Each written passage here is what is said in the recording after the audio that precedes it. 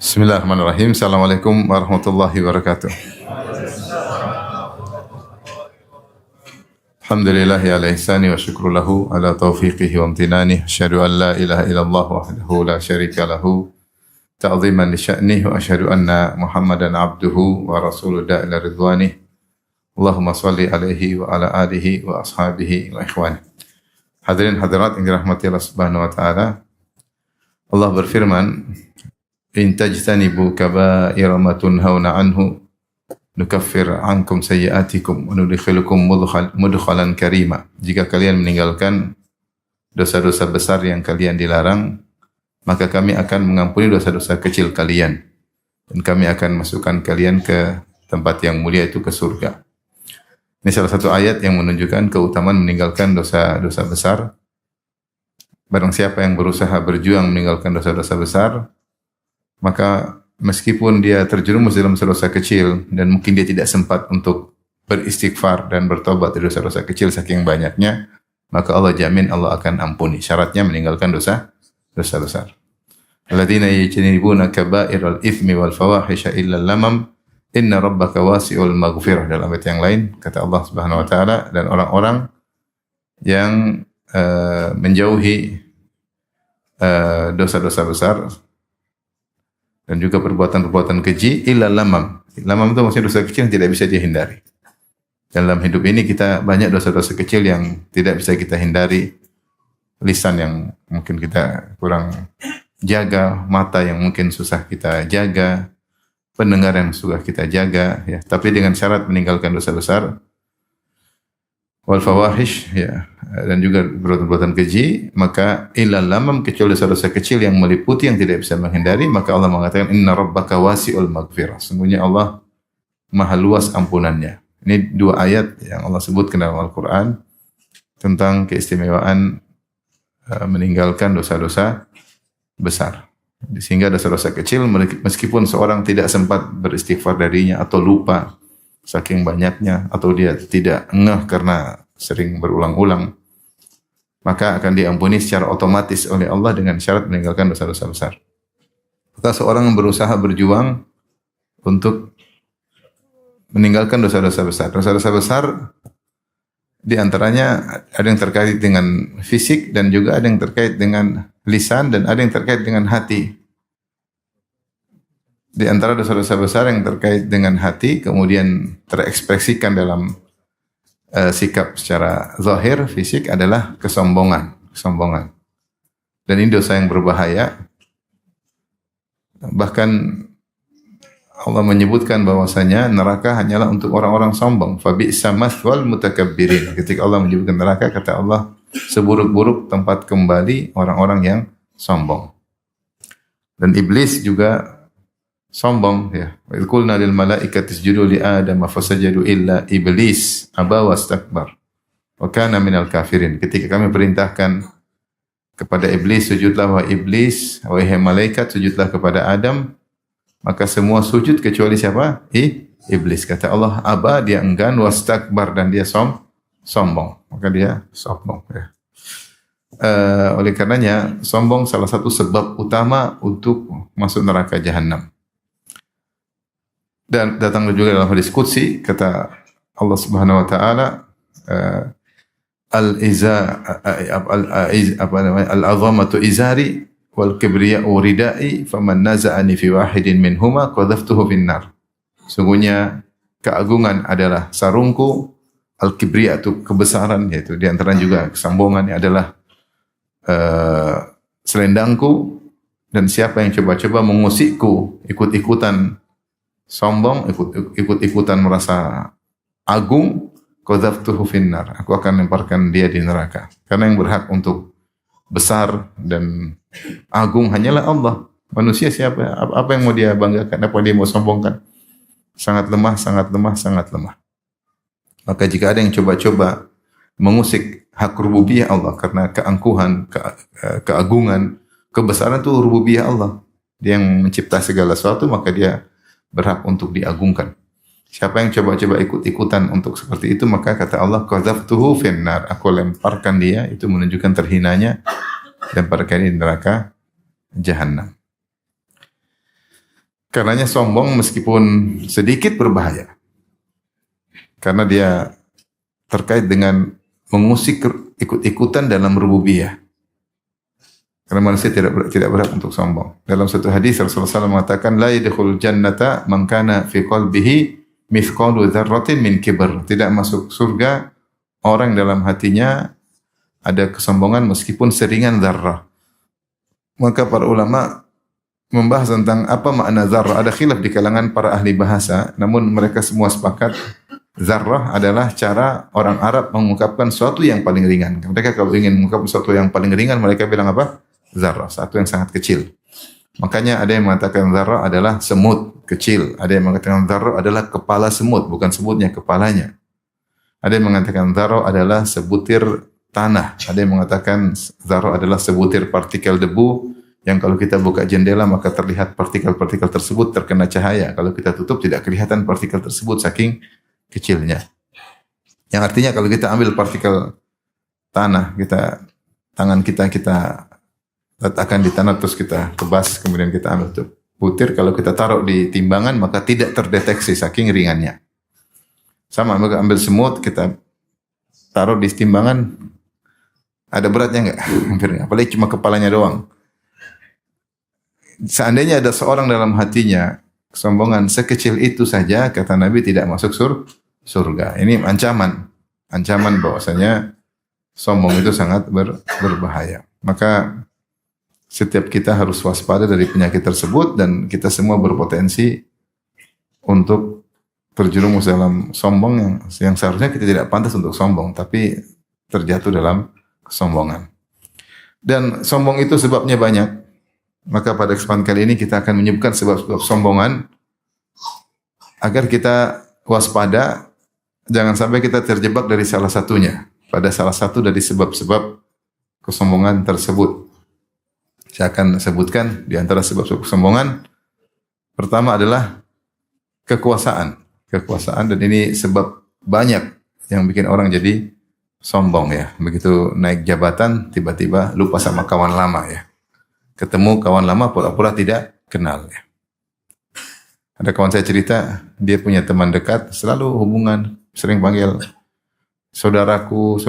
Begitu jadi pejabat, di WA sama teman saya enggak dibalas-balas sampai 5 tahun atau 4 tahun. Setelah itu dia turun, begitu dia turun dia bilang, "Gimana kabar saudaraku?" Sudah hilang kesombongannya. Alhamdulillah sadar mungkin. Jadi jabatan tuh sangat mudah membuat orang lupa diri. Allah berfirman contohnya tentang Fir'aun, "Inna fir'auna 'ala fil ard." Sungguhnya Fir'aun sombong di atas muka bumi. Minal alin, dia termasuk orang-orang yang sombong. Alaysa li mulku Misra wa hadhil anharu tajri min tahti afala tubsirun. Wahai kaumku, bukankah aku penguasa Mesir? Sungai-sungai mengalir di bawah kakiku, tidakkah kalian melihat? Sombong Firaun. Sombongnya kebangetan. Saking sombongnya merasa diri sebagai Tuhan. Contoh juga Raja Namrud. Allah berfirman, "Alam tara ilal ladzi haja Ibrahim fi rabbih an atahu Allahul mulk." Idz qala Ibrahim rabbiyal ladzi yuhyi wa yumiit qala ana uhyi wa umiit. Tidakkah engkau melihat kepada orang yaitu Raja Namrud yang mendebat Ibrahim tentang terkait dengan Allah Subhanahu wa taala. Kata Allah, an atahu Allahul mulk. Ketika Allah telah memberikan dia kekuasaan. Ketika Allah berikan dia kekuasaan, maka dia semakin angkuh, apalagi kekuasaannya bertambah besar, bertambah lama, maka dia semakin sombong dan sombong, akhirnya ngaku sebagai Tuhan. Dan dalam Al-Quran Allah sering sebut, وَقَالَ الْمَلَأُ الَّذِينَ اسْتَكْبَرُوا مِنْ قَوْمِهِ لِلَّذِينَ اسْتُضْعِفُوا لِمَنْ آمَنَ مِنْهُمْ. Berkatalah para pembesar-besar, para pejabat-pejabat, ya. Demikian juga para pembesar-pembesar penguasa di negeri tersebut yang sombong. وَقَالَ الْمَلَأُ الَّذِينَ اسْتَكْبَرُوا. Berkata al-mala' maksudnya para pembesar. Ini berbicara tentang kaum Syuaib. Ada para pembesar yang mereka sombong. Maka di antara sebab seorang sombong di antaranya adalah kekuasaan. Makanya Allah mengisahkan banyak raja-raja yang sombong. Makanya di akhirat kelak ketika Allah berkata, Allah hari kiamat kemudian menggenggam bumi, melipat langit. Allah mengatakan, Anal Malik, aku adalah sang raja. Ana dayyan, aku pembalas, maha memberi pembalasan. Aina mulukul ard, mana raja-raja bumi? Kata Allah, mana raja? Tidak ada yang berani pamer ketika itu, berani bangga menunjukkan dirinya. Kata Allah, aina mulukul ard, mana raja-raja bumi? Dalam riwayat kata Allah, ainal mutakabbirun, ainal jabbarun. Mana orang-orang yang sombong, mana orang-orang yang semena-mena. Maka demikianlah kekuasaan menjadikan seorang terkadang sombong. Kalau kuasanya sedikit, sombongnya dikit. Kalau kuasanya tinggi, sombongnya semakin apa? Tinggi ya. Baru jadi ketua kelas aja udah sombong. Jadi bisa saja jadi ketua kelas nih, ketua kelas. Mungkin sombong enggak? Mungkin, baru cuma menguasai kelas doang. Belum ketua ini, ketua anu, ketua ini, ketua anu. Ya, tapi seorang harusnya menjadikan nikmat yang Allah berikan kepadanya sebagai sarana untuk meraih surga. Bukankah Rasulullah SAW menyebutkan di antara 7 golongan yang Allah naungi pada hari kiamat adalah apa? Raja yang adil. Yaitu raja yang adil, penguasa yang adil. Lihatlah bagaimana seperti Nabi Daud alaihissalam yang meskipun raja tapi jauh dari kesombongan, dan Nabi Sulaiman alaihissalam meskipun raja tapi jauh dari kesombongan. Maka hati-hati, kekuasaan memiliki potensi besar untuk menjadikan seorang terjatuh dalam kesombongan, dan jika dia sudah terjatuh dalam kesombongan maka dia telah terjerumus dalam dosa besar. Tapi sombong itu apa? Sombong yaitu 2 definisi kata Nabi SAW terkait dengan Allah, terkait dengan sama manusia. Rasulullah SAW tentang sombong kata Rasulullah SAW, al-kibr batarul haq, menolak kebenaran, wa ghamtun nas, dan merendahkan manusia. Kesombongan yang pertama kata Nabi sebutkan adalah menolak kebenaran, yang kedua adalah meremehkan manusia. Dan yang paling bahaya yang pertama yaitu menolak kebenaran, menolak dalil, menolak hak, menolak syariat, padahal tahu dari Allah. Ini dosanya lebih besar daripada sombong kepada manusia, karena dia sombong kepada Allah. Ya. Oleh karenanya ketika Nabi Musa berdakwah kepada Fir'aun dan para pembesar-besarnya, kata Nabi Musa, wa alla ta'lu 'ala Allah, dan jangan kalian merasa tinggi di hadapan Allah Subhanahu wa taala. Karena orang yang menolak dalil itu dia tidak sedang sombong kepada manusia, tapi sombong kepada siapa? Allah. Itu ini ayatnya jelas, hadisnya jelas. Nah, berarti kau bukan sombong sama saya, kau sombong sama Allah. Kau tahu ini dalil dari Allah, dalil dari Rasulullah. Kau menolak kebenaran, berarti sombong ini yang paling berbahaya. Meskipun dia tawaduk sama orang, meskipun dia merendah sama orang lain, meskipun dia orangnya sangat sederhana, tapi sombong sama Allah percuma. Sombong sama Allah percuma. Ini sombong yang paling berbahaya. Sombong kepada Sang Pencipta. Sang Pencipta bilang A, dia bilang B. Sang Pencipta bilang A, dia tolak A tersebut. Dia tolak. Ini sombongnya, sombong tingkat tinggi. Makanya Rasulullah sebutkan yang pertama, sombong adalah al-kibr batarul haq. Sombong adalah menolak kebenaran. Baru yang kedua, ghamtun nas. Dalam riwayat ghamsun nas, itu merendahkan orang lain. Nah, ini yang berbahaya juga. Ini juga sama-sama dosa besar, tapi di bawah sombong yang pertama. Meremehkan tuh, apa sih? Itu namanya meremehkan. Baik dalam hati atau terungkapkan. Dan sombong hukum asalnya dalam hati, disebut kiber. Ya, kiberun mahum bibalighi. Ya. Itu kesombongan yang mereka ingin mencapai sombong tersebut, namun mereka tidak mampu. Sombong itu di hati, kalau sudah diungkapkan, maka namanya mutakabbir. Ya. Kiber di hati. Dan pengungkapan sombong itu bisa dengan lisan, bisa dengan gestur tubuh. Gestur tubuh. Ya. Seperti Allah sebutkan, wala tusair khaddaka linnas. Jangan ketika berbicara dengan orang kau palingkan wajahmu. Ini contoh apa? Sombong yang terefleksikan dalam gestur tubuh. Wala tamshi fil ardi maraha. Jangan berjalan dengan sombong. Jalannya kelihatan apa?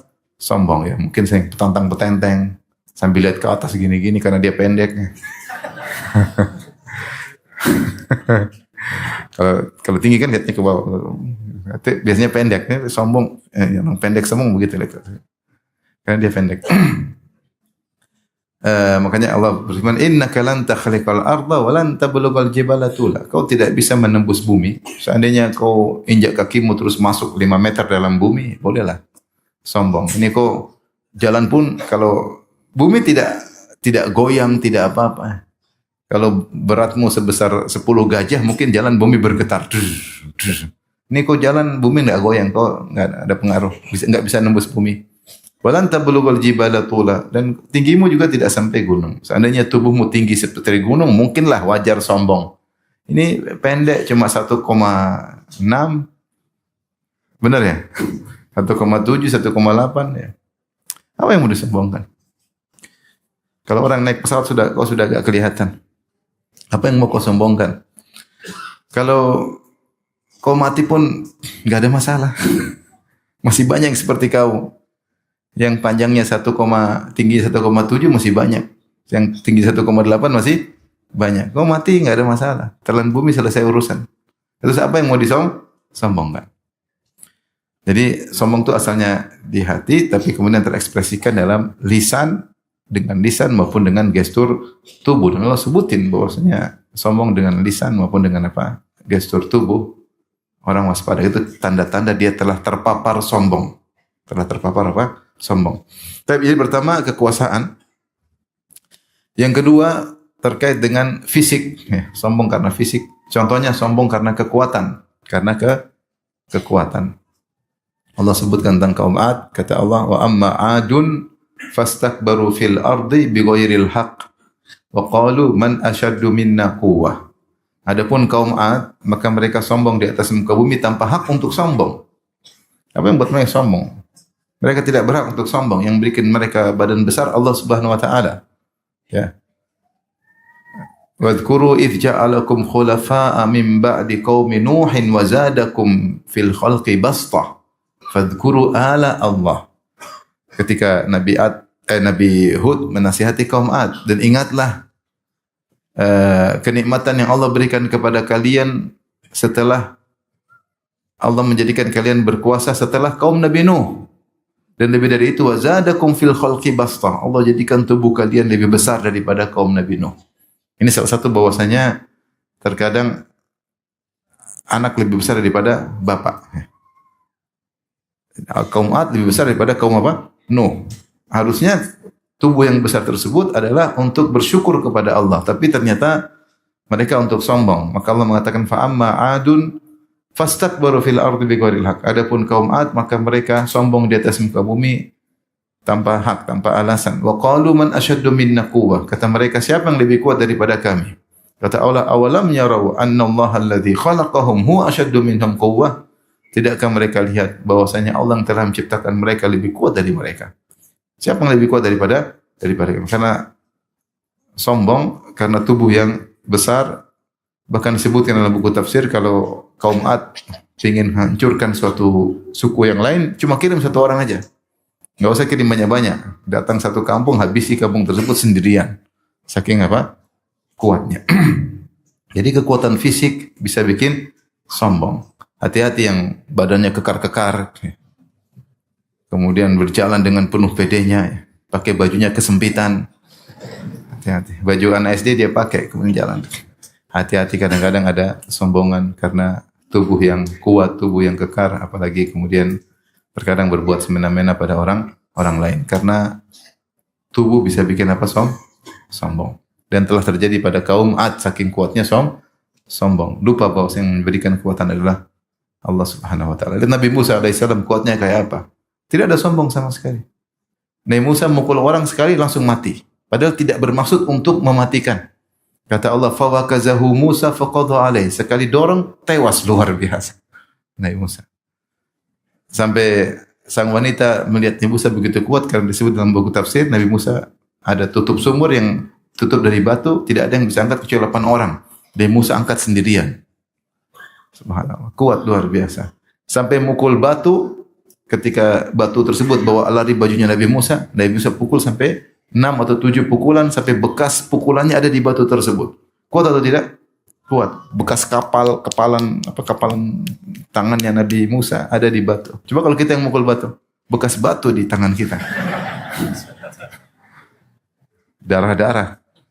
Maksudnya meskipun kuat seperti ini, Musa tidak sombong sama sekali. Sampai sabar diganggu oleh kaumnya. Luar biasa.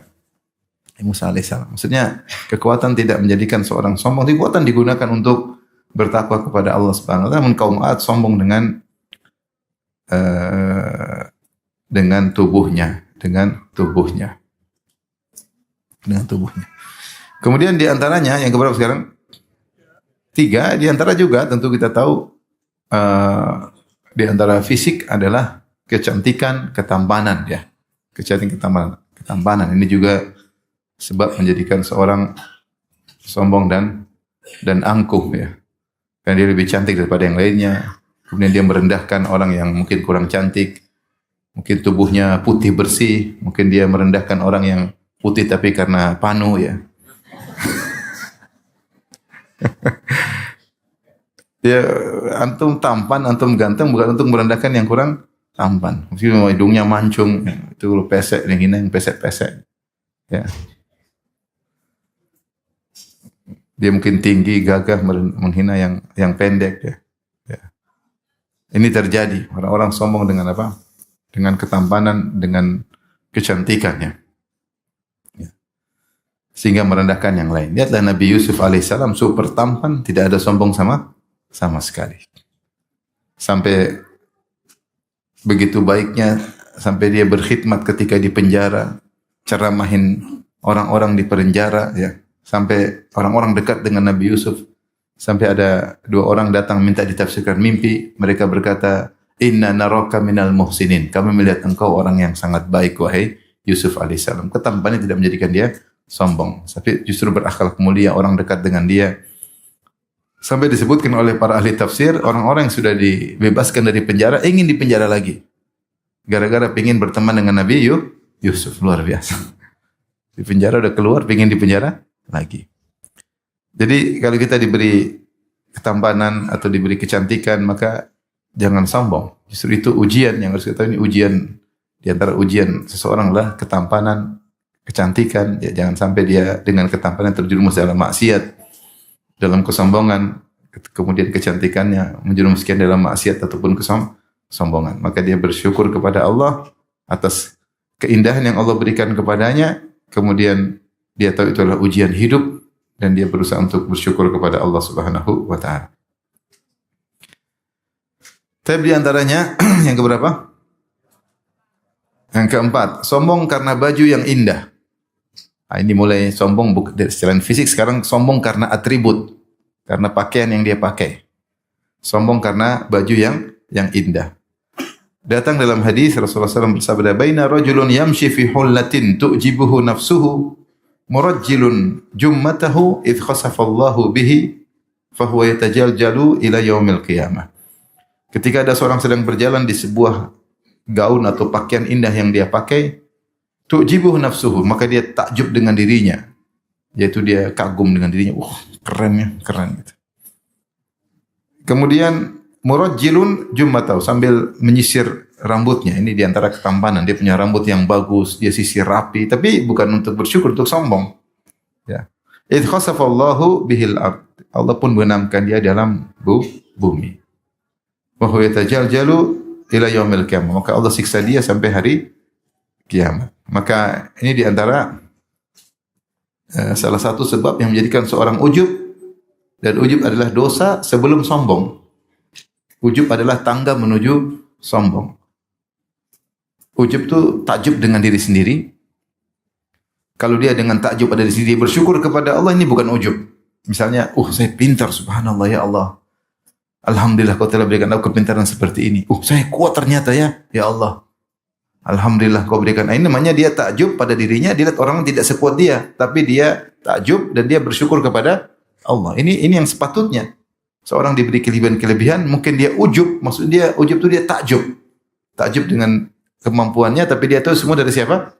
Allah. Maka dia pun memuji Allah Subhanahu wa taala. Ini tidak mengapa. Tapi kalau ujub kemudian dia takjub, kemudian ketika dia merasa dia hebat, akhirnya dia merendahkan yang lain, itu sombong. Berarti ujubnya naik pangkat jadi apa? Sombong. Tapi kalau dia takjub, dia lupa kepada Allah, pakai dosa besar. Tapi dia tidak merendahkan orang, maka dia cuma ujub yang merupakan dosa besar. Itu merasa dia sukses berhasil karena dirinya. Itu namanya ujub. Tapi kalau kemudian naik pangkat merendahkan yang lain, maka itu sombong. Karena pengertian sombong adalah gomtun nas, merendahkan orang lain. Dia takjub dengan ketampanannya, dia takjub dengan bajunya, lihat orang lain baju cuma begitu baju murah nggak bisa beli branded murah itu cuma di Shopee. Makanya kita bahagia kalau istri kita pesan baju dari Shopee. Paling bahagia. Paling di Shopee nggak ada yang mahal-mahal banget kan. Makanya di Shopee, alhamdulillah dia pecinta baju Shopee. Tapi kalau dia baju mall, ini agak susah ini. Kalau istri kita senang beli baju di Shopee, silakan cari. Pasti murah-murah, paling mahal 600.000. Tapi kalau dia mulai ke mall, ini 6 juta, 8 juta. Di Shopee juga ada manfaat. Ini iklannya, mudah-mudahan bukan iklannya. Dalam hadis yang lain, tadi ujub, Rasulullah sebut dengan sombong. Kata Rasulullah SAW, Bainama rajulun yatabakhtaru yamshi fi burdaihi qad a'jabatu nafsuhu. Digabungkan antara ujub dengan sombong. Tatkala seorang berjalan dengan sombong, yatabakhtar itu sombong. Jalan sombong. Yamshi, dia memakai 2 lembar kain yang indah, yang telah membuat dirinya ujub. Nah ini ujub yang sampai pada derajat apa? Sombong. Maka Allah benamkan dia dalam bumi. Jadi sebab dia dibenamkan dalam bumi karena ujub yang mengantarkan kepada sombong. Ini dalil bahwasanya seorang bisa ujub, bisa sombong karena baju. Itu sesuatu yang dia sandang. Baju. Kira-kira antum kalau beli gamis harganya 3 juta, mereknya ada, kira-kira hati berubah enggak? Kira-kira hati berubah enggak? Manusia lemah, dia tidak bisa kontrol dirinya. Baju 10 juta tetap tawadhu, agak susah. Kecuali yang mungkin kaya sekali 10 juta murah bagi dia. Tapi kalau model kita ini pakai baju harga 10 juta, terus mereknya ada, bandrolnya juga ada kan. Mungkin baru 10 juta udah. Hati berubah, jujur hati berubah tidak? Berubah. Itu baru baju. Dan buktinya Rasulullah sebutin ada orang hatinya berubah gara-gara baju yang mewah. Dan kita merasa enggak, saya baju mahal tawadhu. Mungkin tidak mesti orang pakai baju mewah kemudian dia sombong, tidak mesti. Tapi ada juga mungkin banyak orang juga yang pakai baju mewah kemudian sombong. Pakai baju branded ya. Subhanallah, bajunya branded. Buka kaos dalamnya juga branded. Masya Allah. Syalnya branded. Kacamata branded, luar biasa. Songkok branded, lengkap. Sendal branded. Mahal-mahal. Gimana kalau pakai jam tangan yang mahal lagi? Pakai jam tangan 20 juta aja rasanya 20 juta. Gimana yang harganya 1 miliar? Ngomongnya sampai kayak begini. Kalau bisa pakai 2, dia pakai 2. Dia tanpa sadar tangannya goyang-goyang sendiri kalau ngomong. Tahu nih jam saya 12 miliar. Ini kasih orang gratis. Baju saya bagus nggak? Bagus nggak? Tanpa merek. Ada mereknya nggak? Casio. Kasih orang. Maksud saya, hati itu lemah. Rasulullah sebut ada orang yang sombong gara-gara apa? Gara-gara baju. Maka apa yang kita sandang bisa membuat kita berubah hati. Mungkin pakai jam. Ya. Kita tidak tuduh orang pakai jam mahal sombong, enggak ya. Maksud saya kita bilang ini potensi. Ada kawan saya pakai jam mahal dan dia ada keperluan. Dia misalnya konsultan sehingga dia harus supaya dipercaya. Ya urusannya dengan Allah Subhanahu wa Ta'ala. Pernah kalau pakai jam mahal itu ada 2 masalah. Masalah pertama hisapnya susah. Masalah kedua potensi tadi bisa menyerang. Saya pernah nyindir teman saya lagi hajian, saya sebut hati-hati hisap yang barang-barang mahal. Saya bilang antum tuh, saya siap Ustaz, siap dihisap oleh Allah. Siap, ya sudah silakan kata saya. Karena yang Pak dia siap, ya sudah mungkin dia punya alasan. Saya enggak perlu nanya, enggak perlu kepo, coba saya ingatkan. Jadi maksud saya barang-barang branded seperti jam, tas, subhanallah. Orang Indonesia banyak tuh beli barang-barang apa? Mahal. Saya baru tahu waktu waktu saya pernah waktu diundang ke Paris, pada dulu saya jalan sama ada orang negara ya orang. Kemudian lewat di suatu toko, saya lihat toko jam pakai euro. Ini berapa sih? Saya kalkulator. Wih, 400 juta. Bahlul banget siapa yang beli jam segini. Ternyata saya baru tahu ada jam semahal gitu. Ternyata itu biasa, ada yang lebih gila-gila lagi harganya. Terus Ustaz, di sini ada orang Indonesia ngantri tas-tas yang mahal-mahal, apa tas apa namanya? Selat Hormuz. Merek apa? Hermes ya. Itu semua yang Hormuz mahal ya. Jadi orang sampai ngantri kan. Itu orang Indonesia ngantri, entah mereka beli atau mereka broker atau jualan beli untuk jual lagi. Itu yang ngantri orang Indonesia banyak, luar biasa. Itu jam harga tas sampai miliar. Subhanallah. Dan memang ada harga yang mahal ya. Kita gimana ya? Orang yang pakai tas seperti itu dua. Pertama dia hisapnya dia harus bisa jawab. Ya. Yang kedua dia harus bisa jaga hatinya. Jangan sampai terpapar dalam sombong. Makanya Rasulullah ketika berbicara tentang masalah pembelian kata Rasulullah, kul washrab wa tasaddaq min ghairi sarafin wala makhyalah. Silakan makan, silakan minum, silakan konsumtif, belanja. Syaratnya dua, jangan sombong, jangan berlebihan. Kalau kau bisa selamat dari sombong, bisakah kau selamat dari berlebihan? Apa itu berlebihan? Membeli sesuatu yang sangat mahal dengan fungsi yang minim. Itu namanya israf. Syaratnya dua, silakan nikmati apa saja, yang penting jangan dua. Jangan sombong, jangan israf. Ini isyarat dari Nabi bahwa sesuatu yang berlebihan bisa terkena dua penyakit. Pertama saraf, yaitu apa? Berlebihan, mahal harganya tapi fungsinya sedikit. Yang kedua potensi untuk apa? Sombong. Potensi untuk sombong. Kita ngomong gini karena kita nggak bisa beli. Yang bisa beli itu yang Ustaz karena nggak punya uang aja. Ya mungkin juga ya. Kalau punya uang mungkin bagi dia uang puluhan miliar beli gitu ringan bagi dia. Intinya Rasulullah kasih aturan. Karena sombong tuh bahaya. Bukan dosa gampang, dia dosa besar. Bahaya. Membuat orang bisa terhalang dari masuk surga. Ternyata baju yang indah yang kita sandang bisa menjerumuskan dalam kesombongan. Baik. Dan dikiaskan dengan baju ya jam tangan, apalagi yang kita pakai sepatu, apalagi sendal. Ada beli sepatu bermerek, saya beli sepatu bermerek ya, karena saya ada perlu. Ya nggak mahal-mahal banget lah, tapi kalau saya realkan kemarin sekitar 700 real, itu berapa rupiah? Kali 4 berapa? Kali 5 sekarang mungkin ya. 7 kali 5 3 juta sekian. Bagi saya mahal tapi saya perlu karena itu sandal kesehatan, sepatu kesehatan. Saya ada masalah di lutut misalnya. Baik, kalau fungsinya oke, nggak ada masalah. Dihisap juga kita bisa jawab. Benar atau tidak? Tapi kalau fungsinya nggak ada, harganya mahal, itu yang susah untuk ketika kita dihisap oleh Allah Subhanahu wa taala. Itu yang tadi sepatu mahal saya beli sendiri, bukan Casio. Qadarullah. Biasanya Casio. Baik.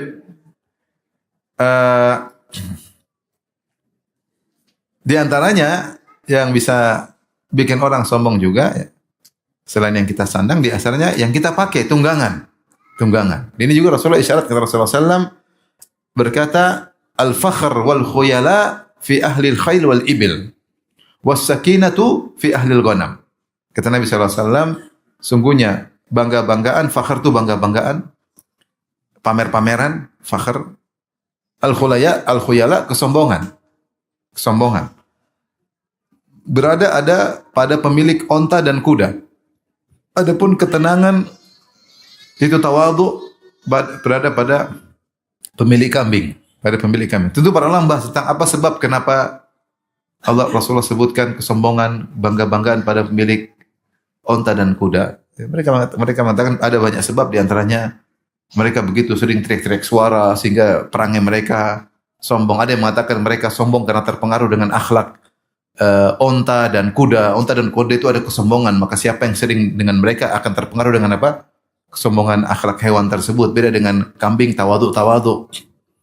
Makanya kan ada lomba pacuan kuda, lomba pacuan onta, tapi kalau kambing nggak ada lomba pacuan apa? Kambing. Sehingga apa yang mau dibanggakan? Kambing tawaduk, embe, disembelih selesai. Tapi kalau kuda diperhatikan, dilatih, kemudian gagah, dipandang juga menyenangkan.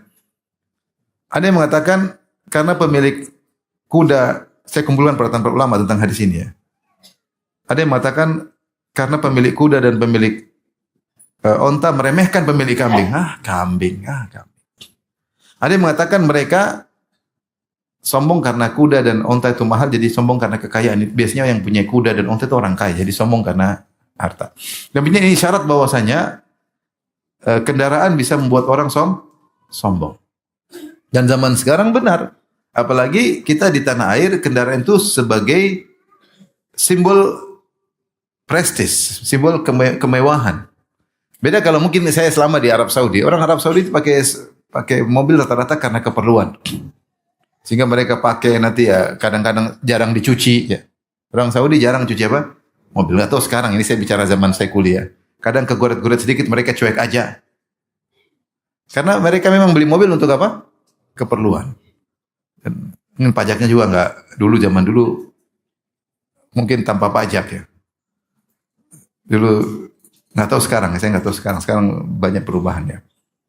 Dulu saya bayar pajak atau kalau mau ganti STNK 3 tahun cuma 150 real. 150 real 3 tahun. Mobil apapun bayarnya 150 real buat berapa? 3 tahun. Jadi murah, jadi mereka ya.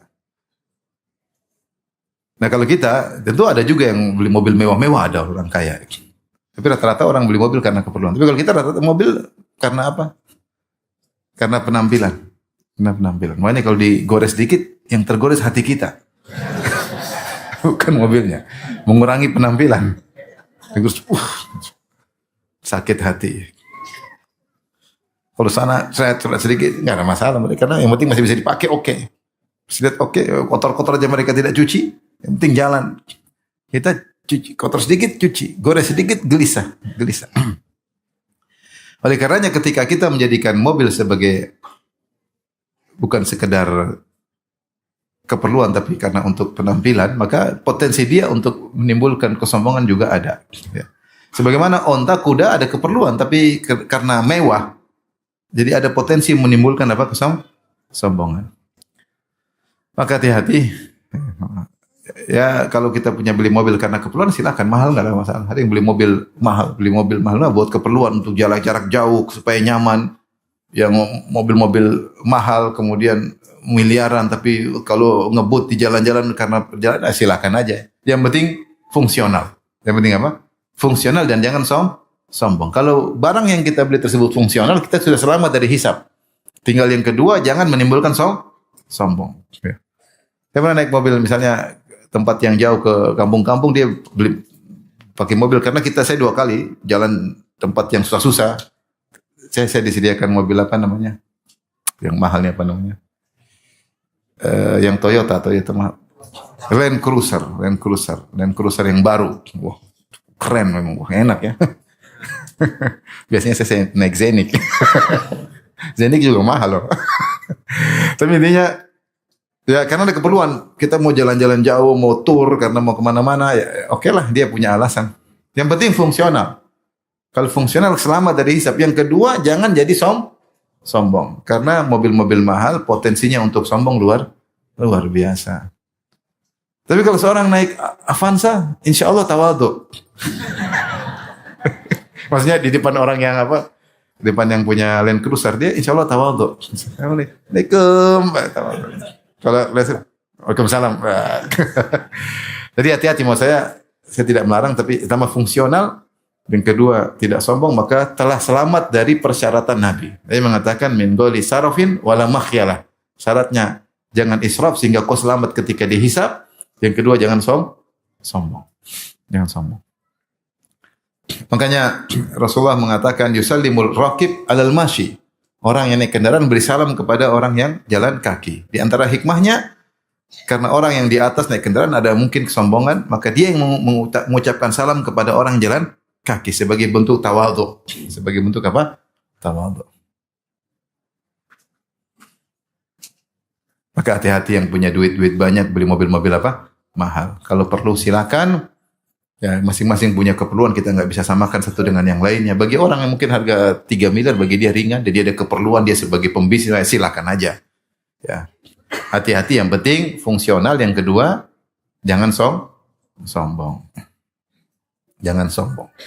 Tapi mobil sangat mudah bikin orang sombong ya. Apalagi mobil harganya sampai miliar-miliar. Ada mobil harganya 6 miliar. Luar biasa. Catnya khusus, tambah lagi 1,5 miliar ganti cat. Allahu Akbar. Ganti cat. Luar biasa. Ganti cat saja 1,5 miliar. Ada. Saya pernah naik mobil itu. Luar biasa. Terus saya tegur. Ya, ngapain? Ya, meskipun duit banyak ya. Meskipun duit banyak. Tapi yang berikutnya yang bisa bikin sombong yang berapa? Yang keenam diantaranya adalah harta. Ini jelas sangat berbahaya ketika orang punya harta. Contoh nyata adalah Qarun. Wa atainahu minal kunuzi ma inna mafatihahu latanu bil usbati ulil quwwah. Idz qalahu qaumuhu la tafrah innallaha la yuhibbul farihin. Inna Qaruna kana min qaumi Musa fabagha alaihim. Sungguhnya Qarun dari kaum Nabi Musa fabagha alaihim, mentang-mentang zalim melampaui batas kepada yang lainnya. Kalau dia kaya dia sombong. Wa atainahu minal kunuzi, kami berikan kepada dia harta yang begitu banyak. Ma inna mafatihahu, bahkan kunci-kuncinya saja membuat berat orang-orang kuat memikul kunci-kuncinya. Kunci sebesar apa sih? Kunci mungkin sebesar gini zaman dahulu ya. Namanya kunci ya mungkin kunci besi mungkin sepanjang satu jengkal lah. Nah, itu yang orang-orang berat mikulnya, berarti satu orang mikul entah berapa ratus kunci. Apalagi berpuluh orang mikul, berarti harta dia sangat banyak. Artinya sangat banyak. Dia adalah orang terkaya di dunia di zaman itu mungkin. Orang terkaya di dunia zaman mungkin ya. Sebagai pribadi, mungkin kalau sama Fir'aun dia kalah, tapi sebagai seorang pribadi dia orang paling kaya. Mengalahkan Mas Elon mungkin kalah dari dia. Sama lagi Elon Musk ya. Kalah. Zaman itu dia paling kaya. Karena dia kaya maka dia sombong. Idqalahu qaumuhu, maka kaumnya menasihati dia, la tafrah, jangan kau sombong. Innallaha la yuhibbul farin. Sungguhnya Allah tidak suka orang-orang yang sombong. Wa bataqi fi ma atakallahu darul akhirah wa la tansa nasibaka min dunya. Mereka nasihati, gunakanlah potensi hartamu itu untuk mencari kedudukan di akhirat. Kesempatan bagi orang kaya untuk cari kedudukan tinggi di akhirat, bukan untuk sombong. Tapi gunakan bersedekah, untuk berinfak, berjihad di jalan Allah dengan hartanya. Orang punya harta dia bisa macam-macam kegiatan dia bisa bantu. Bisa fakir miskin, anak yatim, bisa orang terkena bencana alam, bisa bantu para janda. Allahu Akbar. Banyak sekali bisa dia lakukan. Saya punya kawan ketika dia dengar tentang pentingnya membantu para janda, dia suruh kawannya lagi, coba berapa janda yang seangkatan kita. Ya, sudah catat. Maksudnya saya sekolah catat. Coba yang angkat sebelumnya sudahnya ada 51 janda. 51 janda. Dia kasih bantuan seluruhnya. Luar biasa. Bayangkan ya. Cari janda, kemudian dia bukan untuk dinikahi, enggak. Dia bantu 51 janda. Teman saya tidak nikahi janda-janda tersebut. Karena kawan saya itu istrinya 4 ya. Jadi sudah selesai. Formulir sudah habis. Ini kisah nyata, bukan. Maksud Allah, kalau kita orang punya uang, dia bisa macam-macam. Dia bisa macam-macam. Ada kawan saya yang lain lagi, dia bangun asrama untuk janda. Lewat situ gemetar juga ini, asrama janda. Tapi 50 tahun ke atas. 50, 60, 70. Tapi asrama, kalau orang punya uang mau sedekah apa aja. Makanya kata orang-orang soleh kepada Qarun, ya, wa bataghi fima atakallahu darul akhirah. Gunakanlah apa yang Allah berikan kepadamu untuk mencari apa? Akhirat. Wala tansa nasibaka min. Silakan senang-senang sewajarnya boleh. Tapi kalau punya uang bukan untuk sombong tapi untuk mencari keridhaan Allah Subhanahu wa taala. Orang kalau sudah punya uang kemudian dia bersedekah kecanduan, dia kecanduan. Ada orang pelit kecanduan, ada kecanduan sedekah. Tinggal pilih kecanduan pelit atau kecanduan apa? Sedekah. Maka akhirnya dia pun sombong, akhirnya Allah benamkan dia. Kata Allah, fakharaja ala qaumi fi zinati, maka dia keluar depan kaumnya fi zinati dengan semua perhiasannya, kekayaannya. Di puncak-puncak kesombongannya, maka Allah tenggelam. Fa khasabna bihi wa bidarihil ard, kami benamkan dia dan benamkan kekayaannya dalam bumi. Fama kana lahu min fi'atin yansurunahu min dunillah wa ma kana minal muntasirin. Tidak ada yang bisa tolong dia dan dia tidak bisa tertolong. Saking banyak hartanya, makanya kita ada ketemu harta dalam tanah, kita bilang harta Qarun. Harta Qarun. Maka kayak ini bisa bikin orang sombong, lupa diri, meremehkan kawan. Sangat mudah. Dia punya mobil, dia punya rumah, dia punya harta, dia punya usaha maju, dia lupa sama kawan-kawan lamanya.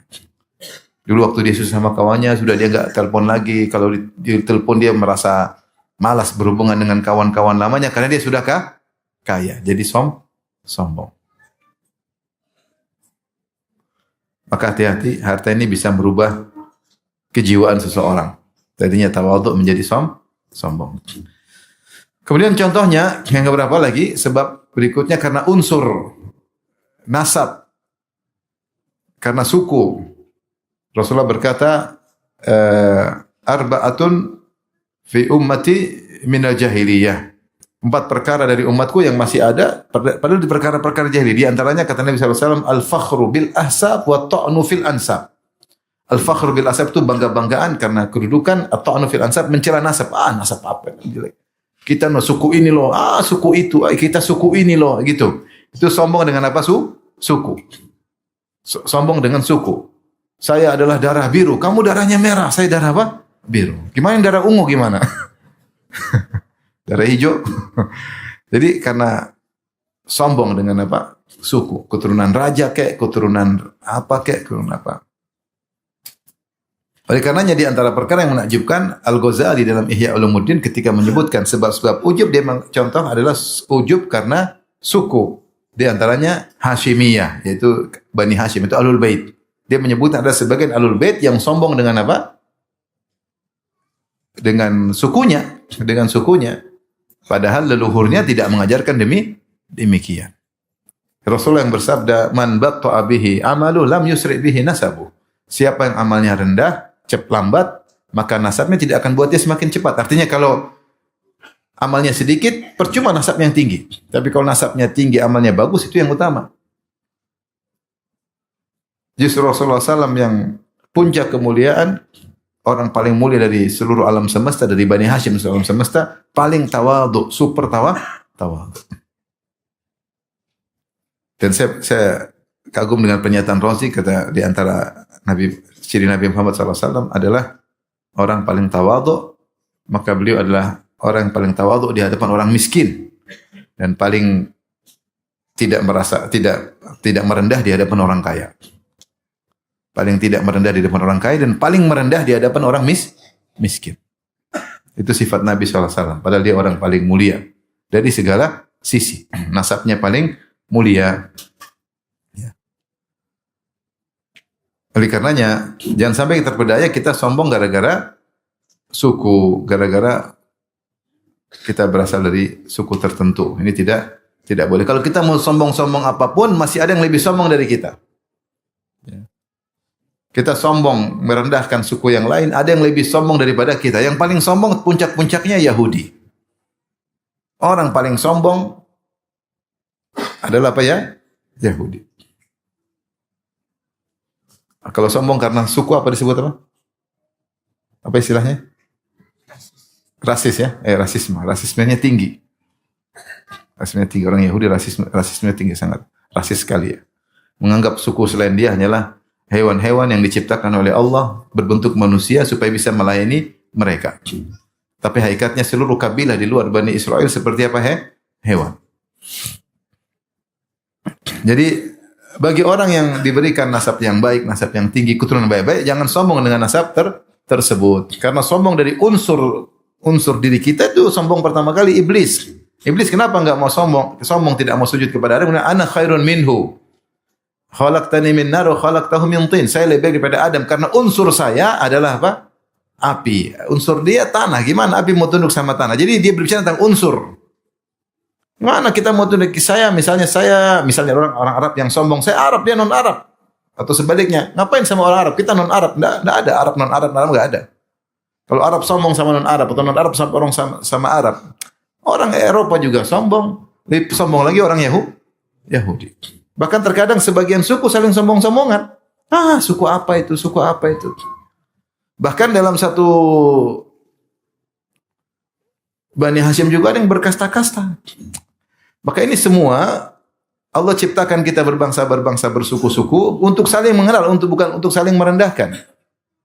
Inna khalaqnakum min dzakarin wa untha wa ja'alnakum syu'uban wa qabaila lita'arafu. Kami ciptakan kalian berbangsa-bangsa, bersuku-suku lita'arafu, untuk saling mengenal, bukan untuk saling merendahkan, untuk saling mengenal, saling menikah dan yang lainnya. Inna akramakum indallahi atqakum. Maka yang paling mulia di antara kalian adalah yang paling bertakwa di sisi Allah.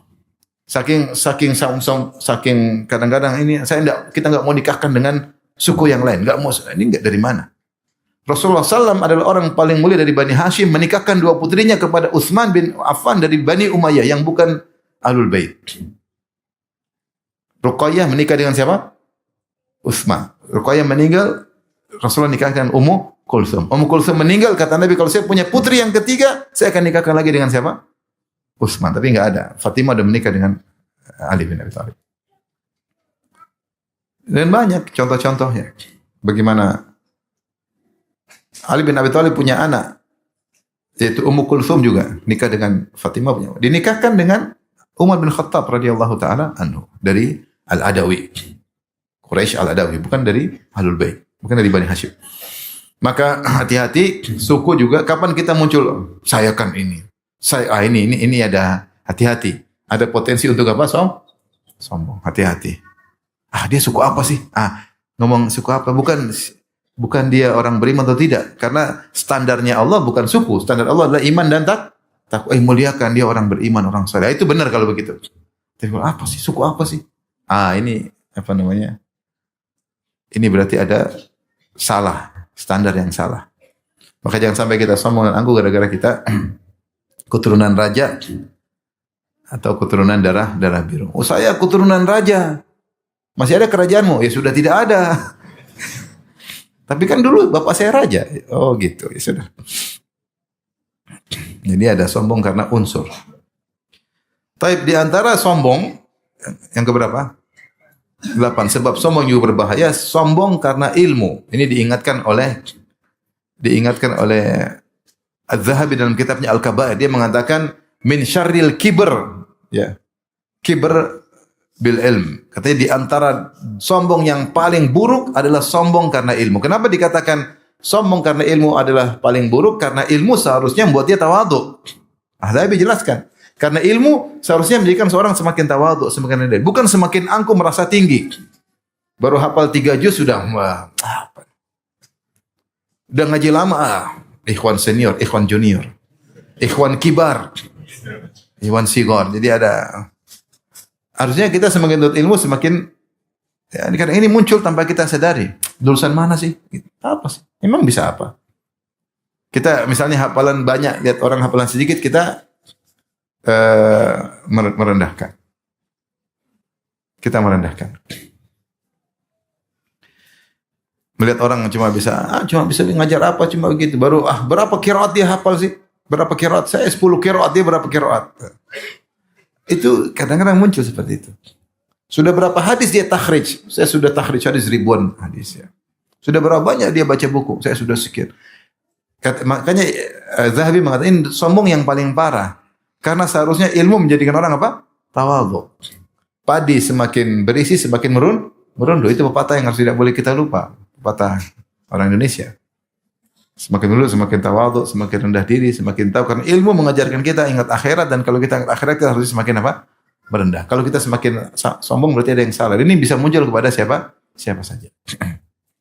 Oleh karena hati-hati ketika lama ngaji kita harus introspeksi diri. Saya ngaji semakin lama semakin merendah atau tidak? Semakin angkuh atau tidak?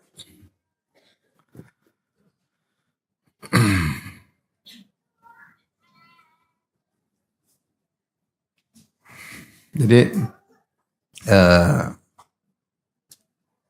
ini peringatan bagi kita semua, terutama kepada para dai, Para orang menuntut ilmu, kita diberi kenikmatan ilmu oleh Allah bukan untuk merendahkan yang lain. Ada orang bisa cuma ngajar Al-Fatihah, alhamdulillah dia ngajar Al-Fatihah. Dia sudah, yang penting kan mana yang lebih ikhlas, kita atau dia, kita nggak tahu. Ada yang mungkin kampung-kampung yang hadir cuma 5 orang, tapi yang hadir ribuan orang apakah lebih mulia si Allah daripada dia? Kan belum tentu. Tapi ada yang hafal Quran, ada yang hafal 1 juz. Emang hafal Quran 3 juz lebih mulia daripada 1 juz? Belum tentu. Belum tentu. Mungkin dia sudah berusaha, kemampuannya cuma segitu, hafalnya cuma segitu, atau dia karena sibuk, karena ngurus keluarga sehingga tidak punya kesempatan untuk hafal 30 juz. Banyak hal yang nilai yang tahu cuma Allah Subhanahu wa taala. Kau diberi kemuliaan bisa ilmu banyak, alhamdulillah bersyukur. Bukan untuk merendahkan yang lain. Kadang-kadang ini arogansi dalam ilmu itu keluar. Kelihatan ngomong rendahkan apa itu? Sebagian orang bodoh, sebagian ngomongnya macam merendah sekali. Kadang-kadang masalah khilafiyah kemudian diangkat seakan-akan yang menyelisih dia itu mesti macam-macam lah. Jadi arogansi dalam ilmu itu ada. Arogan. Ilmu harus menjadikan seorang. Padahal kelihatan seorang kalau dia arogan dengan ilmu seakan-akan hebat, seakan-akan bicara seakan-akan dia ulama besar, padahal cuma imam besar di masjid kecil. Oleh karenanya hati-hati di antara sebab orang sombong adalah ilmu. Jika tidak diniatkan karena Allah, dampaknya kadang-kadang seperti itu. Berikutnya di antaranya yang menyebabkan orang sombong adalah hasad dan dengki. Hasad dan dengki. Disebutkan ketika seorang hasad dan dengki, seharusnya dia tawadhu di hadapan orang lebih berilmu, namun karena dia dengki sama orang itu, dia menunjukkan kesombongannya.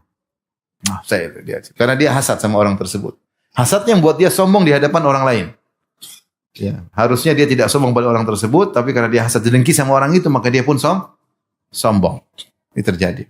Jadi ini biasanya dia tidak mau merendah di hadapan orang, dia tidak mau kelihatan rendah, maka dia meskipun ketemu orang lebih berilmu, dia tetap menunjukkan dirinya lebih hebat, setara atau dia harus lebih tinggi. Jadi karena apa? Karena hasad dan dengki sehingga membuat dia sombong. Yang berikutnya yang berapa? 10, mungkin terakhir, sombong karena ria. Sombong karena ria. Kok bisa ria menimbulkan sombong? Iya, dia tidak ingin terlihat sejajar dengan orang. Sehingga dia tidak menuntut ilmu sama orang sejajar dengan dia. Apalagi menuntut ilmu dari orang yang lebih rendah, dia enggak mau. Padahal kalau dia berdua sama orang tersebut, dia banyak tanya. Gimana gini dan ini. Tapi kalau depan banyak orang, dia enggak mau kelihatan begitu. Maka dia kelihatan dia sombong. Karena dia ria. Tidak pengen ketahuan ilmu dia ada kekurangan. Makanya Mujahid diriwayatkan dalam Sahih Bukhari muallaq dan asarnya disambung oleh para ulama yang lain. Mujahid berkata, la yata'allamul ilma mustahyin wala mustakbir. Tidak nuntut ilmu orang yang pemalu dan orang yang sombong. Karena dia tidak tahu, tapi dia mau tanya. Kenapa sombong? Tidak mau ketahuan, ria. Pingin orang semua tahu dia ilmu, dia malu untuk bilang tidak tahu. Ini kenapa? Malu dibilang tidak tahu berarti ria. Ria dia tidak, maka dia jadikan dia sombong. Jadi dia mengantarkan dia menjadi sombong. Lihat contoh yang mulia Musa alaihissalam. Bagaimana dengan tawadhu'nya dia nuntut ilmu mencari Khadir. Padahal Khadir secara derajat lebih rendah daripada Musa. Musa ulul azmi minar rusul, Khadir nabi yang di bawah Nabi Musa alaihissalam. Tetapi ketika Nabi Musa bertemu dengan Khadir, dia mengatakan, hal attabi'uka ala an tu'allimani mimma 'allimta rusyda? Qala innaka lan tastati'a ma'iya sabra wa kaifa tasbiru ala ma lam tuhitu bihi khubra. Qala satajiduni insyaallah sabira wa la a'silaka amra. Qala fa in tabbatani fala tas'an syai'in hatta uhditsa laka minhu dzikra. Sampai ketika dia datang ketemu Khadir, dia bilang, wahai Khadir, bolehkah aku mengikutimu? Dia bukan perintah tapi permohonan. Karena dia tahu Khadir, dia lebih berilmu daripada Khadir, tapi ada ilmu yang Khadir tahu yang dia tidak tahu. Makanya dikatakan terkadang ada di sungai yang tidak ada di laut. Benar atau tidak? Secara jumlah air, secara khazanah lebih banyak khazanah laut. Hewannya banyak, macam-macam, tumbuhannya juga banyak. Tapi ada tumbuhan yang di sungai tidak ada di mana di laut. Ya. Jadi ulama besar nanya kepada seorang mungkin penuntut ilmu, ada yang dia tidak tahu. Karena tidak ada orang menguasai seluruh ilmu seluruhnya, nggak ada. Musa lebih afdal daripada Khadir, lebih berilmu daripada Khadir, tapi ada ilmu yang Musa tidak tahu. Maka dia memposisikan dirinya sebagai penuntut ilmu. Dia berkata, hal attabi'uka ala an tu'allimani ma lam tarushda? Bolehkah aku mengikuti engkau agar kau mengajarkan kepadaku dari ilmu yang Allah ajarkan kepadamu? Khadir juga tidak langsung, oh iya Pak Ustaz. Enggak. Dia kasih syarat. Dia bilang, innaka lan tastati'. Bagaimana kau ilmu sama saya? Kau tidak bakalan sabar. Bayangkan. Langsung dia bilang kepada Musa, innaka lan tastati' ma'iya sabra. Kau tidak sabar kepadaku. Wa kaifa tasbiru ala ma lam tuhit bi khubra. Bagaimana kau mau sabar atas ilmu yang kau tidak tahu? Jadi Musa bin Khadir kalau bahasa kita agak menjatuhkan siapa?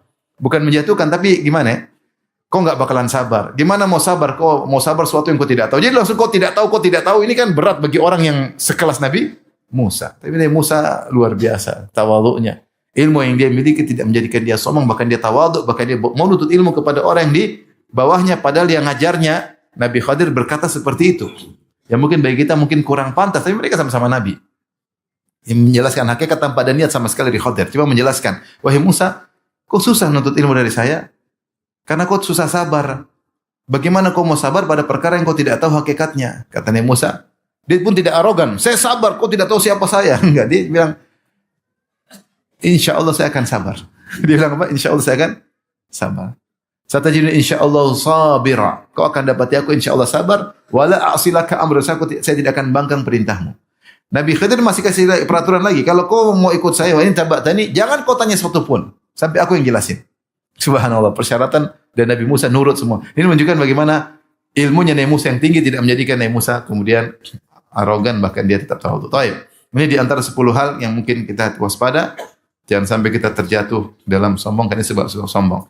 Apa yang kita lakukan di antaranya kita berdoa agar tidak sombong, bersihkan hati. Yang kedua, tindakan preventif. Ini diajarkan oleh Nabi SAW. Tindakan preventif, jangan terjerumus dalam sombong. Di antaranya, sesekali pakai pakaian yang biasa. Jangan terlalu necis, terlalu rapi.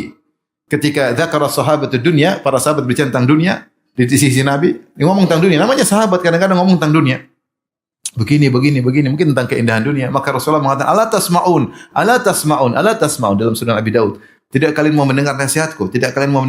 Rasulullah 3 kali. Tidak kalian mau mendengar nasihatku?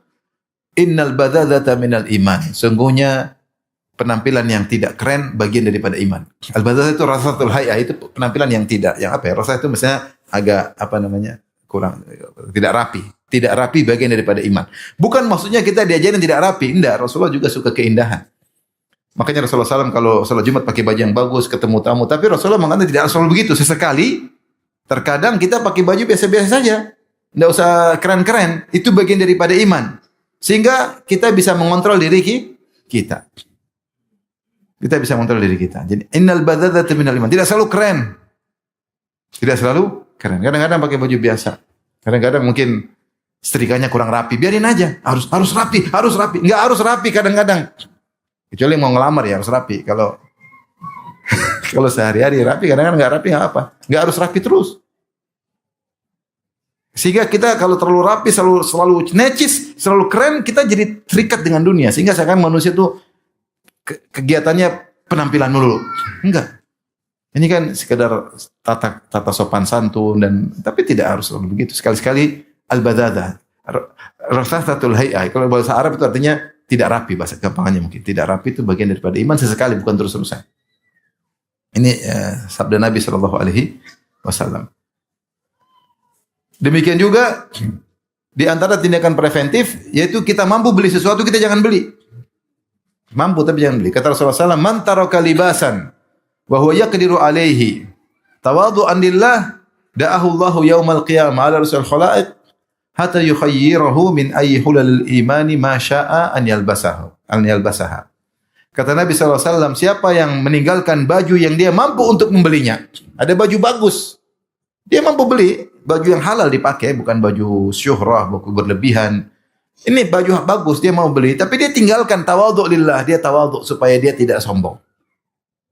Maka Allah akan panggil dia pada hari kiamat kelak dan Allah suruh dia pilih gaun keimanan mana yang dia mau pakai.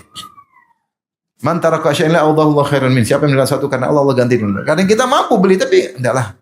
Nanti khawatir endaklah. Nanti terlalu keren ini enggak ada. Duit ada. Paling senang kalau kita belikan istri, ini bagus sayang, bagus. Wah, Abi belikan. Enggak lebih, enggak. Terlalu mahal, Bi. Jangan, Bi, enggak usah. Oh, istri bagus sekali, istri kayak begini. Kalau paling parah, ini bagus sayang. Ada enggak yang lebih mahal? Wah, itu musibah. Sudah bilang bagus, ada enggak lebih mahal? Waduh, ini musibah. Jadi subhanallah, tinggalkan sesuatu yang dia mampu namun tinggal karena Allah. Allah akan suruh dia pilih gaun keimanan pada hari kiamat yang mana dia suka. Ini preventif agar kita tidak terjerumus. Dia beli baju itu boleh, dia mampu, nggak ada masalah, tapi dia tinggalkan. Kenapa? Tawadhu lillah. Yang ketiga, di antara tindakan preventif, jangan terlalu sering hidup nyaman. Sekali-sekali tidak nyaman. Saya bacakan hadis. Rawahu Abu Dawud fi Sunan wa Ahmad fil Musnad. Imam Abu Dawud dan Sunan Abu Dawud dan Musnad Ahmad. Dengan sanad yang sahih. An Abdullah bin Buraidah, anna rajulan min ashabin Nabi sallallahu alaihi wasallam rahala ila Fadalah bin Ubaid wa huwa bi Misr.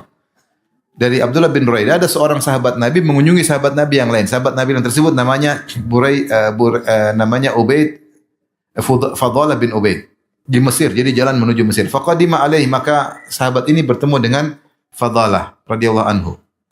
Faqala amma ini lam atika zairan. Kata sahabat ini, saya datang kepada engkau hai Fadalah bukan karena saya mau ziarah, tapi saya ada keperluan. Walakinni sami'tu ana wa anta hadisan min Rasulullah sallallahu alaihi wasallam. Tapi saya dan engkau mendengar suatu hadis dari Nabi sallallahu alaihi wasallam. Rajautu an yakuna indaka minhu ilmun. Saya harap kau juga punya ilmu tentang hadis ini. Dia ingin ngecek. Ada satu hadis yang mereka sama-sama dengar. Ingin ngecek. Jadi bertemu untuk murajaah hadis. Bukan hanya sekedar ziarah. Qala wa ma huwa? Hadis apakah itu? Hadisnya begini-begini. Qala. Setelah itu mereka setelah murajaah, maka tamu ini bertanya kepada Fadalah, "Famali araka sya'ithan wa anta amirul ard?" Saya kok lihat rambutmu semerawut padahal engkau adalah gubernur Mesir. Bayangkan. Ini adalah sahabat, lagi penampilan lagi tidak rapi. Rambutnya semerawut dan dia gubernur Mesir. Anta amirul ard, engkau adalah gubernur sini. Qala, dia sebutkan sebabnya kenapa saya begini penampilannya. Inna Rasulullah sallam kana yanhana an katsiri minal irfah. Rasulullah melarang kami dari banyak hidup nyaman-nyaman. Maksudnya senang-senang. Irfah itu maksudnya rafahiyah, itu senang, hidup senang. Masih batasan halal ya, bukan berlebihan ya. Tapi senang. Seperti kalau orang kaya kan naik bisnis kelas terus boleh atau tidak? Boleh, tapi terlalu sering juga enggak. Itu senang-senang yang boleh, itu pun Rasulullah larang, jangan terlalu sering seperti itu. Jangan terlalu sering seperti itu kata Nabi, karena Nabi sallallahu alaihi wasallam yanhana an katsiri minal irfah. Rasulullah melarang kami dari banyak perbuatan hidup mewah-mewah senang-senang. Qala famali la ara alaika hidha. Terus kenapa kau tidak pakai sendal? Sudah rambutnya semerawut tidak pakai apa? Sendal. Kata gubernur ini, qala kana Nabi sallallahu alaihi wasallam ya'muruna an nahtafiya ahyanan. Rasulullah menyuruh kita terkadang jalan tidak pakai sendal. Irfah maknanya kata Ibnu Katsir, irfah yang tadi Rasulullah larang, kasratut tadahun wa tana'um. Itu sering pakai minyak, pakai necis, kemudian hidup nyaman-nyaman, itu dilarang oleh Nabi. Qila atawassu fil masyrab wal mat'am, yaitu makan yang enak-enak, dan hukum asalnya boleh, tapi jangan terlalu sering. Jangan tiap hari selalu steak yang harga 2 juta, steak apa, ikan yang harganya sekali-sekali tempe goreng ya. Apalagi nasi goreng 10 ribuan, terkadang sekali-sekali begitu ya. Maksudnya padahal punya uang dan boleh, tapi jangan terlalu sering. Sekali kita makan yang lain-lain, jangan terlalu selalu mewah-mewah. Ini di antara larangan Nabi SAW. Sampai dia kemudian jalan pakai sendal. Makanya dikatakan sunnah seseorang terkadang jalan tidak pakai apa? Sendal. Agar kita kalau terlalu hidup nyaman terus, nanti kita terlalu cinta sama dunia, enggak terasa. Sehingga kalau kita mau mati juga susah. Meninggalkan dunia susah. Karena terlalu cinta sama dunia, karena kita selalu begitu. Tapi di antara agar kita tidak sombong, bergaul dengan orang yang susah. Jangan kita punya tobakoh hanya kelompok teman-teman yang kaya semua. Enggak, kita variasi. Ada yang kaya, ada yang miskin, ada yang susah, ada yang kita dibantu, ada yang kita membantu, ada yang kita sederajat. Sehingga ini menghilangkan apa? Sombongan. Tapi kalau saya punya level, teman saya harus levelnya segini, yang lain enggak, itu susah. Itu susah. Tidak boleh dekat saya kecuali yang level gini, susah kalau gitu. Kesombongan muncul dengan sendiri, tanpa kita sadari. Rasulullah SAW siapa saja mau ketemu Nabi gampang. Sebagaimana pernah kita jelaskan. Kemudian antaranya, ingat bahwa diri ini punya dengan kekurangan. Kita banyak kekurangan. Orang kalau cerdas, siapa yang kasih cerdas coba? Apakah dia karena berusaha jadi cerdas atau Allah yang kasih kecerdasan? IQ siapa yang kasih? Allah. IQ Allah yang kasih. Kita punya anak 2, 3, 4 sampai 7 sampai 10. Kita ada yang cerdas. Padahal lahir dari ibu yang sama, dari bapak yang sama. Tapi satu cerdas itu enggak. Ini berarti kita enggak bisa setel. Ini bayi cerdas, ini enggak. Berarti kecerdasan murni dari siapa? Dari Allah. Jadi kalau kita cerdas ya, jangan kita sombong, itu dari Allah. Kalau Allah mau cabut kecerdasan kita kapan-kapan bisa. Kalau orang Allah jadikan cerdas tersebut jadi bikin stres, bisa. Orang saking cerdas jadi gila. Atau orang jadikan cerdas itu menjadi ateis. Bagaimana sebagian orang saking cerdas jadi apa? Ateis. Maka kita tahu kita punya kekurangan. Kita wajah tampan, jangan tampan, Allah kasih kecelakaan sedikit sudah rusak. Badan kekar-kekar, dicium nyamuk. Ceret. Demam berdarah, tewas. Gara-gara seekor nyamuk. Maksudnya kita ini lemah sekali. Badan keren-keren, flu melulu. Badan keren-keren melulu. Ini yang kurus-kurus saja nggak pernah flu. Kita ini lemah. Terus apa yang mau kita sombongkan? Semua dari Allah Subhanahu wa taala. Kita banyak kekurangan. Bagaimana seorang mau sombong? Kata sebagian salaf, saya heran bagi orang yang sombong, bagaimana dia sombong sementara dia keluar dari kemaluan 2 kali, dari tempat saluran air kencing 2 kali, keluar dari kemaluan bapaknya, masuk ke kemaluan ibunya, keluar lagi kedua kali dari kemaluan ibunya. Apa yang mau sombongkan? Setelah itu dalam hidup pun sekarang dia bawa kotoran dalam perutnya. Kalau dia mati jadi bangkai yang bau, kalau tidak dikuburkan semua orang bau busuk, mungkin bangkai paling busuk, orang nggak mau dengan manusia. Siapa yang mau dia sombongkan? Allah cabut kemampuannya kapan-kapan Allah bisa. Kemudian diantaranya mengingat bahaya sombong. Kalau kita lagi sombong, sombong itu sombong bahaya. Terakhir, kita harus sering ngecek, jangan-jangan kita terpapar dengan kesombongan. Mulai ada arogan. Oh, kenapa saya arogan nih? Itu sombong biasanya. Siapa itu? Kok saya begitu ya? Ini sombong tuh. Ketemu orang, kok saya gitu ya? Itu cara-cara orang sombong. Sombong, kita sedang terpapar. Kenapa kita gituin dia? Itu biasanya itu ada sombong. Segera kita istighfar. Jadi kita harus sering koreksi diri. Sombong sama orang miskin, sombong sama pembantu, sombong sama orang lebih rendah dari kita, sombong kepada anak buah kita, sombong sama orang miskin. Banyak kita macam-macam, kadang-kadang arogan. Arogan itu diantara sombong. Karena jumlah kita banyak, kita merendahkan jumlah sedikit. Arogan. Ini sombong biasanya. Karena saya lupa sebab kesombongan tadi, karena banyak juga diantaranya. Nahnu aktsaru amwalan wa aulada. Kami lebih banyak anak kami, lebih banyak pengikut kami, lebih banyak harta kami. Jadi jumlah yang banyak buat orang apa? Arogan, sombong, ngomong kepada orang yang seenaknya. Kenapa? Karena dia punya kekuatan yang banyak. Nah, kalau kita sudah mulai arogan, itu ciri orang yang sombong. Maka kita segera introspeksi diri agar kita tidak jadi orang sombong. Baik, demikian saja kajian kita. Tidak ada tanya jawab ya. Sampai di sini saja ya. Yang penting diamalkan.